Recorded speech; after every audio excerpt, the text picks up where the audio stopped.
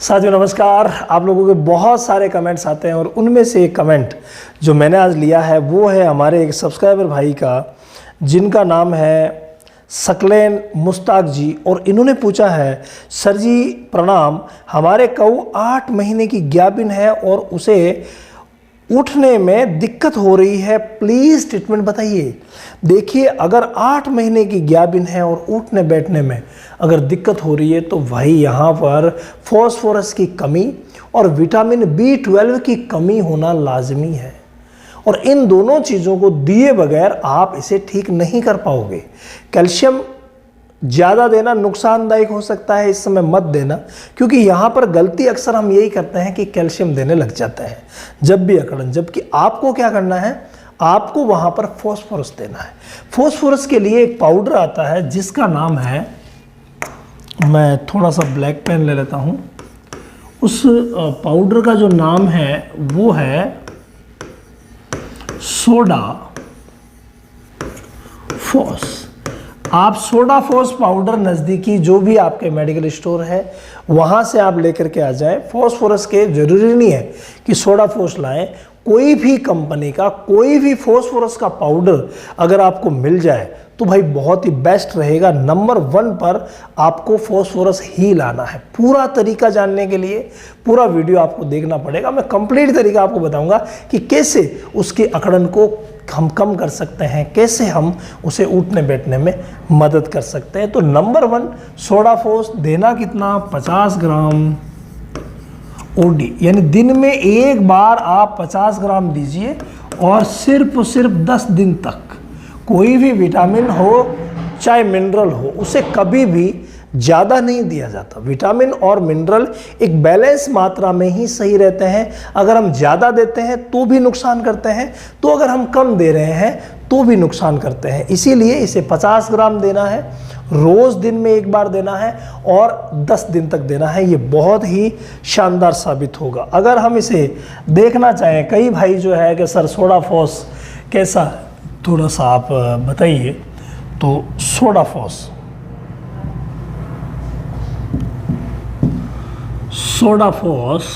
Powder, तो हम अगर सोडा फॉस पाउडर लगाएंगे तो हमारे लिए फ़ोटो आ जाएगी जैसे ये देखिए, यह है सोडियम एसिड फॉस्फेट का पाउडर सोडा फॉस। तो भाई सोडियम एसिड फॉस्फेट जो कि फॉस्फोरस की एक बहुत ही अच्छी फॉर्म है, और इस फॉर्म का आप इस्तेमाल करके अपनी गाय को बिल्कुल ठीक कर सकते हैं। तो पहला टॉपिक सोडा फॉस का ही आया जिससे हमने लिया है। अब देखिए जो दूसरी बात है, भाई पहला आपने ये ले लिया, अब दूसरी बात की तरफ चलते हैं। दूसरी बात यह है कि आप नर्वाइन टॉनिक दीजिए, ठीक है। और नर्वाइन टॉनिक में देखिए एक चिर परिचित एक सिरप आती है जिसका नाम है न्यूरोकाइंड प्लस वेट। ये सिरप आप कभी ना भूलें, बहुत ही अच्छी ये सिरप है। मैं आपको अभी दिखाऊंगा भी, न्यूरोकाइंड प्लस वेट। ये 2 चीज़ें नॉर्मल है, मैं 2 चीज़ें आपको विरल बताऊंगा जो कोई देता नहीं है, बहुत कम लोग देते हैं, और 2 चीज़ें मैं आपको बहुत अच्छी बताऊंगा। तो पहली चीज़ जो है, 2 चीज़ें विरल है, 2 चीज़ें अलग है। अच्छी तो सारी है, चारों देंगे तभी काम होगा, सॉरी। तो न्यूरोकाइंड प्लस वेट जो है उसका आप इस्तेमाल कर सकते हैं, और इसे आप दीजिए 100 ml OD, यानी कि 100 ml OD का मतलब होता है वंस इन ए डे, यानी दिन में एक बार आपको इसे देना है और 10 दिन तक देना है। यानी कि 1 लीटर आप ये ले आए न्यूरोकाइंड प्लस वेट, और इसको भी मैं आपको दिखा देता हूँ ताकि आपको समझने में किसी प्रकार की कोई दिक्कत ना रहे कि सर ने कौन सी बताई थी। तो सिर्फ न्यूरोकाइंड, देखिए गूगल सर्च में हम मदद ले रहे हैं। न्यूरोकाइंड ये है, ये जो आपको दिख रही है ना मिकोवालामिन की, न्यूरोकाइंड प्लस वेट। तो न्यूरोकाइंड प्लस वेट का इस्तेमाल आप कर सकते हैं, बहुत ही बढ़िया है भाई। और इसे 100 ml पर डे आप दीजिए। और इसके अलावा ये कोई ज़रूरी नहीं है कि हम इसी को लें, अगर विटामिन B12 की कोई सी भी सिरप आपको मिल जाए तो उसे ज़रूर लीजिए। यहाँ पर मिकोबालामिन है जो कि विटामिन B12 की एक नेचुरल फॉर्म है।